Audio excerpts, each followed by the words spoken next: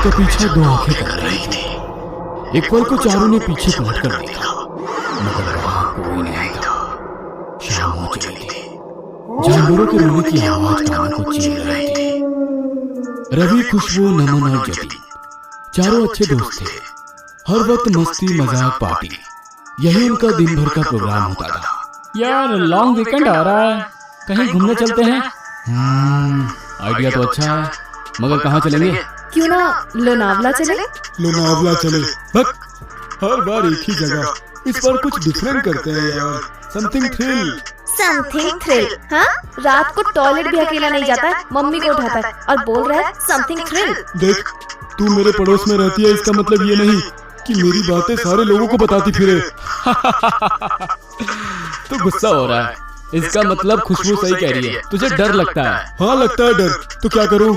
इसलिए तो कह रहा हूँ, दोस्तों के साथ रहकर थोड़ा डर कम करना है। मगर तुम लोग तो मेरी ही हंसी उड़ा रहे हो। जाओ, मुझे कहीं नहीं जाना। अरे यार नमन, तू तो गुस्सा हो गया, बता कहाँ चलना है? इस बार तेरी बताई हुई जगह पर ही चलेंगे। रवि के कहने पर नमन अपने मोबाइल में कुछ सर्च करने लगा। कुछ देर के बाद उसकी आंखों में चमक आ गई और वो मुस्कुराकर बोला, मैंने तुम लोगों को लोकेशन शेयर की है, देखकर बताओ मैंने सही जगह सेलेक्ट की है या नहीं। नमन के कहने पर सभी लोग अपने अपने मोबाइल में देखने लगे। सबका चेहरा एकदम सफेद हो गया था। आर यू मैड नमन? ये क्या बकवास है? और नहीं तो क्या, इस जगह पर कोई नहीं जाएगा। अभी तो तुम लोग मेरी हंसी उड़ा रहे थे, अब क्या हुआ? तुम लोग डर गए? नमन, ये मजाक करने का वक्त नहीं है। हम लोग तेरे साथ मजाक कर रहे थे और तू हम लोगों की जिंदगी के साथ खेलना चाहता है। तुझे पता है ना, वहाँ से आज तक कोई जिंदा नहीं आया। बड़े हीरो बनते फिरते हो तुम सब। जरा अपनी शक्ल देखो, 12 बजी हुई है। यदि चलना है तो एक रात का प्रोग्राम यही का बनाते हैं। सारा अरेंजमेंट मेरी तरफ से। हिम्मत है तो बोलो। हिम्मत और बेवकूफी में फर्क होता है, वहाँ जाना सरासर बेवकूफी है। आज मैं 22 साल का हो गया हूँ, मगर मैंने आज तक उस किले में किसी को रात बिताते नहीं देखा। पुराने जमाने की बातें सुनकर सभी लोग अभी भी डर रहे हैं। अरे यदि भूत प्रेत होंगे भी तो अभी तक किला छोड़कर चले गए होंगे। लोगों को रात में ना रुकने देने के लिए हो सकता है किसी के द्वारा फैलाई हुई अफवाह हो।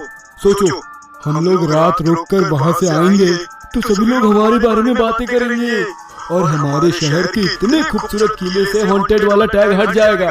नमन की बातें सुनकर सब लोग एक दूसरे की ओर देखने लगे। डन, परसों रात को चलते हैं। हमारे घर वालों को इसके बारे में कुछ भी पता नहीं होना चाहिए। उन लोगों के लिए हम लोग एक रात के लिए दोस्त के घर जा रहे हैं। ये हुई ना बात।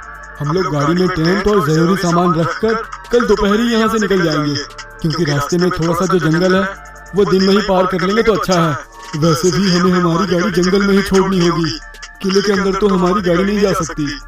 उन लोगों की सारी बातें सुनकर जतिन को डर लग रहा था। जतिन रवि की ओर आशा भरी नजरों से देखने लगा। शायद रवि इन सारी बातों को मना कर दे, मगर खामोशी में ही सही रवि ने अपनी मौन स्वीकृति दे दी थी। अगले दिन सभी बिना घर वालों को बताए श्रापित किले की ओर जाने लगे। यार एक बार सोच लो, तुम लोग जो कर रहे हो वो सही है या नहीं? यार जो एक बार सोच लिया वो सोच लिया, अब इस बारे में और क्या सोचें? Let's have fun guys. चारों को ओपन जिप्सी में बैठे किले की ओर जा रहे थे, तभी अचानक जतिन चलती गाड़ी से पेड़ों की टहनियों पर लटक गया। उसे इस तरह गाड़ी से बाहर देखकर रवि जो गाड़ी चला रहा था, गाड़ी रोककर बोला, यार जतिन, ये क्या बचपना है? अभी तुम्हें लग जाती तो। यार बचपना करने ही तो आए हैं, ऐसे बोरिंग तो दिन नहीं निकलेगा, कुछ तो फन चाहिए। फन चाहिए? हाथ पैर टूटे नहीं चाहिए। जल्दी से नीचे उतर, देर हो रही है। उन लोगों के कहने पर जतिन मुस्कुराकर पेड़ से नीचे उतर गया। अब वो जिप्सी की पिछली सीट पर नमन के साथ खड़ा था। तभी अचानक नमन की चीख निकल गई। रवि ने गाड़ी रोककर पीछे देखा। अब क्या हुआ? अब क्या मुसीबत आ गई? खून, कितना सारा खून है। खून? कहाँ है खून? तुझे होश भी है? तेरे कपड़ों पर। नमन के कहने पर सब लोग जतिन की ओर देखने लगे। जतिन के कपड़ों पर जगह जगह खून लगा हुआ था। ये खून कहाँ से आया? मुझे नहीं पता।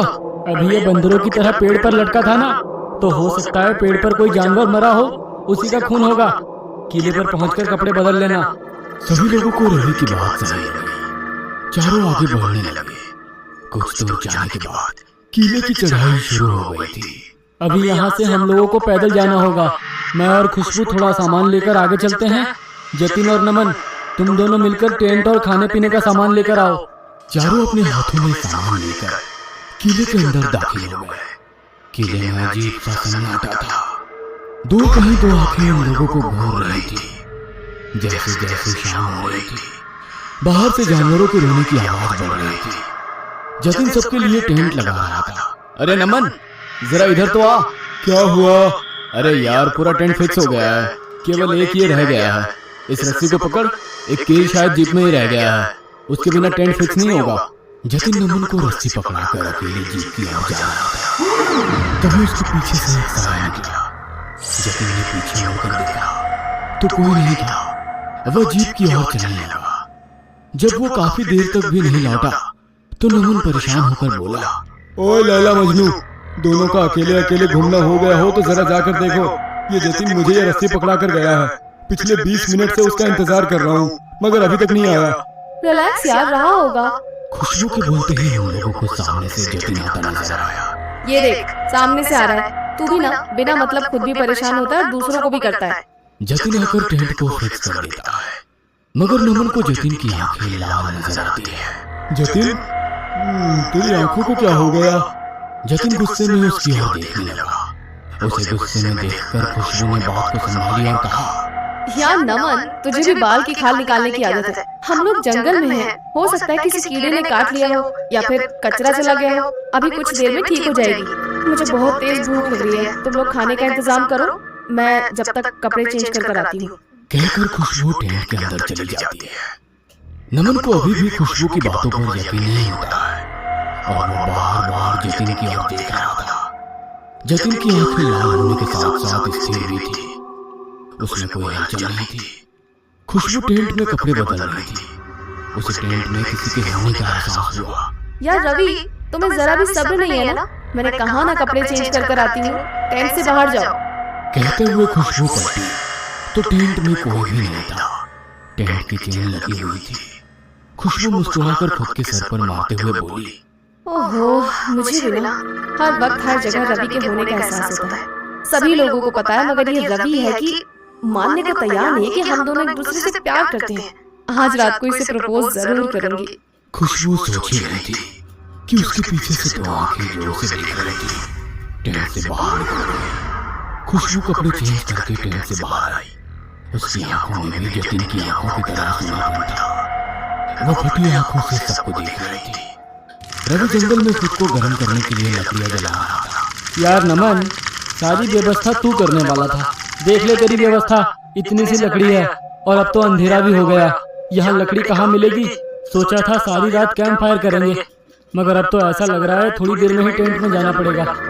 मैं ऐसा करता हूँ, जंगल से कुछ लकड़ियाँ बिनकर ले आता हूँ। यार लकड़ियाँ रहने देना, पेट्रोमैक्स है ना? नमन के कहने के बावजूद रवि नहीं माना और लकड़ियाँ लेने चला गया। जतिन और खुशबू दोनों आग के पास खामोश बैठे थे। नमन उनसे बात करने की कोशिश करने लगा, मगर उन दोनों की आंखें देख उसे डर लग रहा था। वो खामोश होकर रवि के आने का इंतजार करने लगा। कुछ देर बाद रवि लकड़ियां लेकर आ गया था। चारों जन खामोशी से आग के आसपास बैठे थे।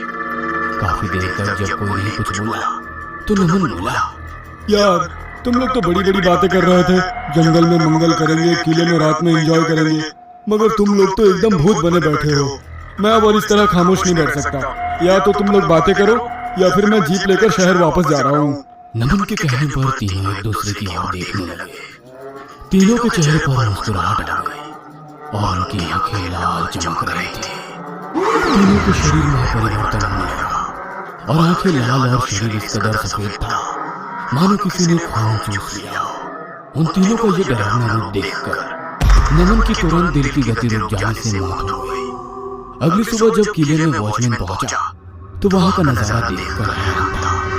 जतिन की लाश कार के पास पड़ी थी। वो आगे बढ़ा तो रवि की लाश जंगल में थी। डरते हुए वो किले की ओर बढ़ा तो किले में कुछ लकड़ियों के राख के ढेर के पास नमन की लाश थी। खुशबू की लाश टेंट हाउस में मिली। पोस्टमार्टम की रिपोर्ट में चारों के शरीर में खून की एक बूंद भी नहीं थी।